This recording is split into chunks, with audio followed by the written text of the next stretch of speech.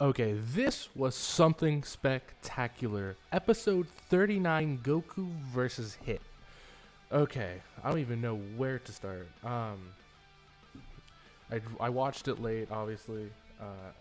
Drank some coffee, waited for my internet to kick back in, which never happened. So, oops, sorry, just hit the microphone. So I had to use my phone's data to use my computer to connect to that. Anyway, absolutely beautiful. I took some notes on it. I watched it in Japanese raw. I can't translate much, if anything at all. I just don't know Japanese. But from what I saw, I'm gonna tell you guys what I observed. Um, Goku goes to his blue god form after learning Hit's ability, and there seems to be like a little confidence, I guess you could say, from Goku. Like he knows he's gonna be able to do this. Animation, perfect. Okay, well, I'm not gonna say perfect, but I loved it. I had nothing to complain about. There's a huge amount of blows that Goku immediately disperses at Hit, and they all connect extremely well. Nothing looks like he's missing at all, or he's just doing it perfectly. Um, for a split second, we see the inside of Hit's ability. It looks similar to what we saw in Cooler's second movie for Instant Transmission. You could see from almost their point of view of how it looked around them. Um, let's see, what else? Yeah, and Goku was still able to hit them through Hit's ability. Hit gave like a smirk right after that, and he screams what seems like he's angry. He powers up to this crazy level. His purple aura goes all the way around him. He's actually screaming a lot like a Saiyan. I don't know if that's a good comparison. And then it suddenly just goes away, and he looks at his fists. He seems to get really serious with this pose. Can't really describe it. The voice acting from Hit is absolutely amazing. Love it. Champa yells at Vados with what seems like it's about Hit not dominating Goku like before, or same thing with Vegeta. Goku goes in for what seems like a finishing blow, and it just cuts to Goku clenching his chest, and Hit seems to be fine. So it's like, oh no, he's completely down. Goku struggles, but he gets right up as the announcer, I think, is about to call it off. He falls back to his knees, and an amazing shot of Hit's face just comes on the screen. Like half of it's dark, half of it you can see. And Champa's like, yeah, you know. And Hit kind of looks at him, which was kind of weird. I don't know if that was just a little thing they included. Goku still gets up with heavy breathing. Again, Champa's flustered, and this reminds me a lot of the fight with Cell. As far as Goku's attitude, he seems to get really serious looking at him, just like he did with Cell. There's a long stance and stare down, and Hit seems to say something that really troubles Goku. Like, Goku really does not know how to react. He's just kind of flustered. And then out of nowhere, an extreme barrage of Hit is toward... Okay, I'm pronouncing all this right. I love this episode so much. I keep thinking about everything. But this barrage of fists just comes toward Goku, and Goku's hand flinches, and it cuts to immediately him standing up after Goku fell back down, and Goku powers up again. Okay, it's mind blowing how he just gets right back up. Of course, this is anime, but wow. And then out of nowhere, a red outline starts to go around the blue God Key as he powers up, and the music, the music is so good. I love the score, even if it's Japanese. It goes just absolutely perfect. I love it.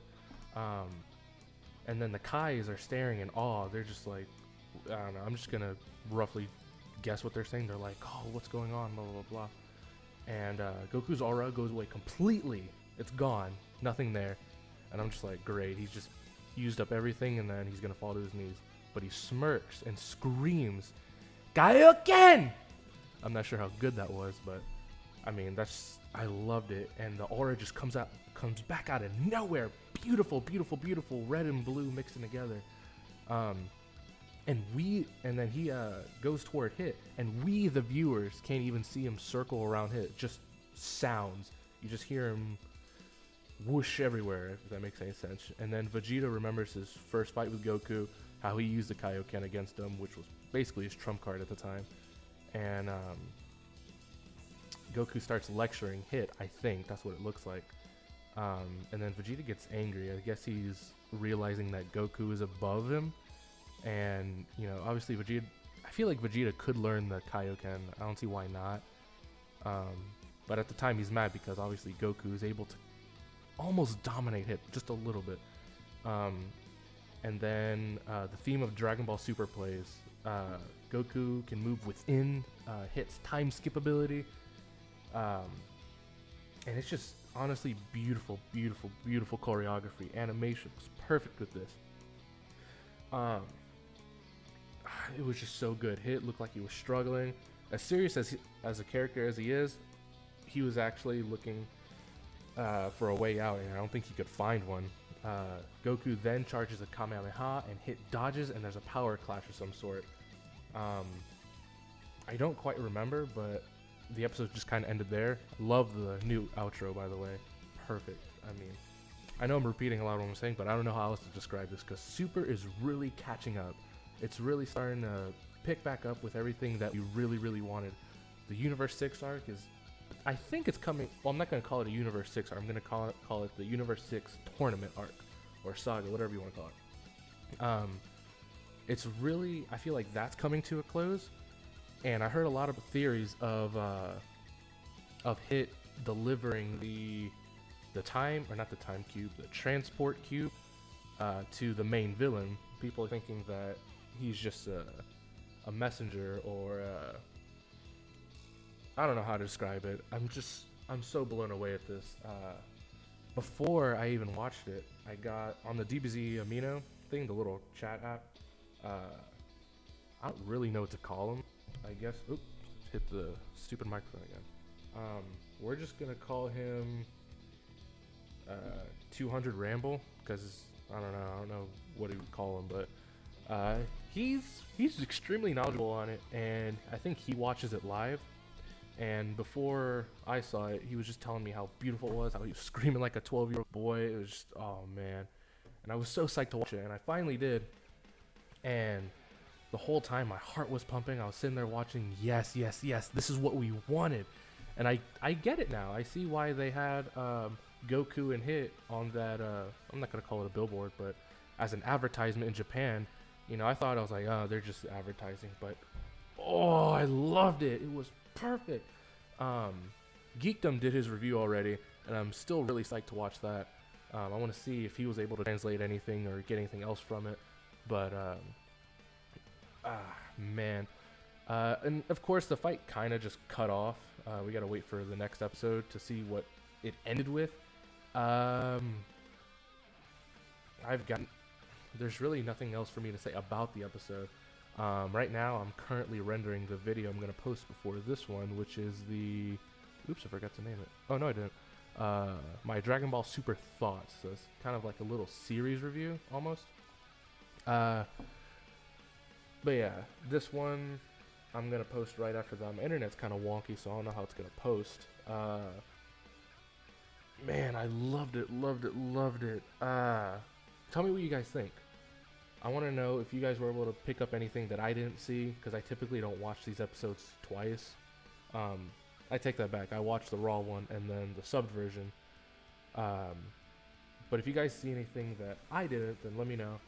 But yeah, Hit's character's really starting to show. You're starting to see that he's not really doing this for himself. It seems like he's really doing it for somebody else, not necessarily for Champa or Vados, but really there's someone bigger. There's a bigger picture here, and I'm surprised Goku and Vegeta aren't really commenting on it. Really, what's his name? The Galactic Patroller, Jocko. He's really starting to become one of my favorite characters, because his intellect and knowledge of fighting and his observing and analysis, it really kind of makes up for him not being a super strong warrior that competes with the Z fighters and so on.